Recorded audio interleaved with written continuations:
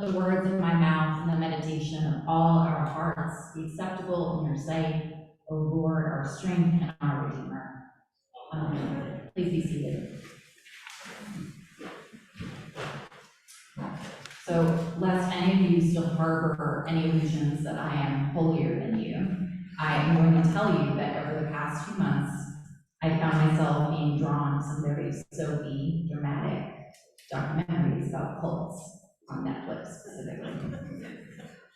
Some of them are religious cults, some of them are not at all, secular things. And on the surface, watching these feel like a guilty pleasure, like it's escapism for me.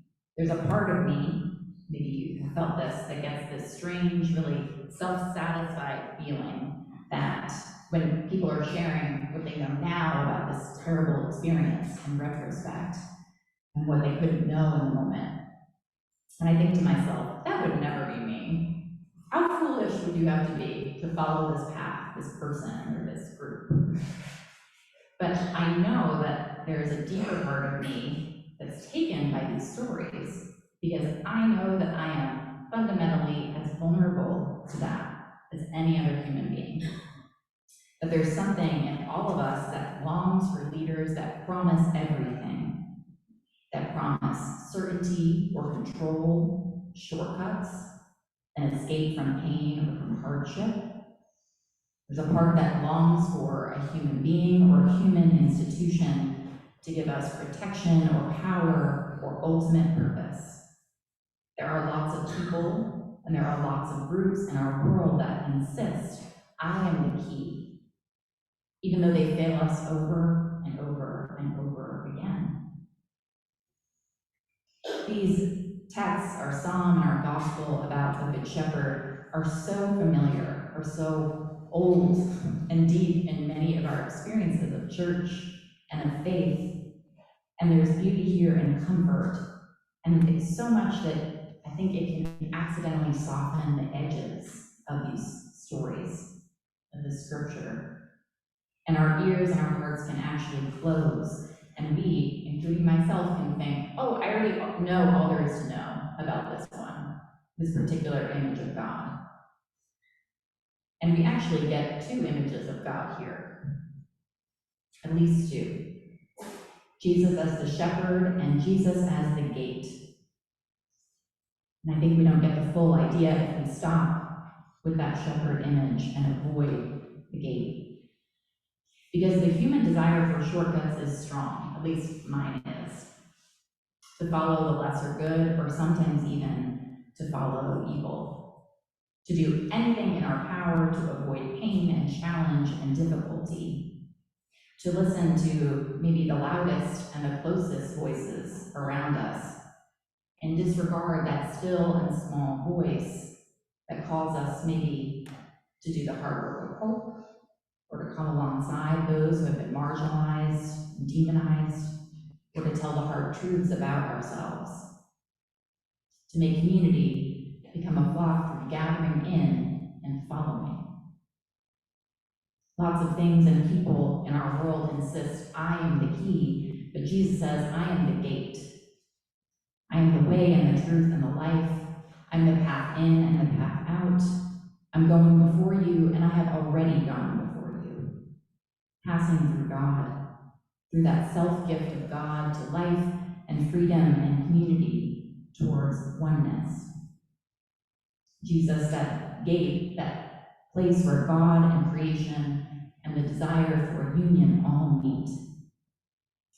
And when we boil it down, what do you think God promises us through Easter? Which is so different from what those places that are proclaiming themselves the key promise us. I think in the life and death and resurrection of Jesus and that movement of the Spirit that we hear about in the Acts reading today, God is promising us that we're loved, that we're known, and that we have a God that longs to gather us in, a God who knows our voices. I've also thought more about sheep in the past few months than I ever have in my life. Yeah, anyone who has spent more than an hour with a baby or toddler knows that books about farm animals really dominate the children's book scene, at least in English. And one of my toddler Francis' favorites right now is Curious George Visits a Farm. Sheep figure prominently in this book. And one of his favorite pages shows George the monkey feeding a little lamb a bottle of milk. And Francis is absolutely tickled by this picture. He points several times to make sure I see this incredible thing that he's seeing. And he babbles some things with great conviction. And then he says, ah, ah, ah, ah, because he hasn't gone to ba yet. But ah is crystal clear. And it's one of the two parts of animal sounds that he can make so far. His speech is coming very slowly, and he's not really saying many words yet, so we are strongly encouraging what he is saying, including this and giving positive reinforcement. So he and I look at a lot of sheep, and we do a lot of explaining and practicing their sounds. And every day, I'm challenged to listen to the beginning of the shape of so many words that are just on the tip of his tongue. And every day I'm challenged to follow his train of thought, follow the path of patience, that slow work of love and relationship. There are no shortcuts in either him learning to talk or learning how to love one another. I've thought more about sheep these past few months, and kicking and screaming, I'm also learning more and more about following and listening than ever before.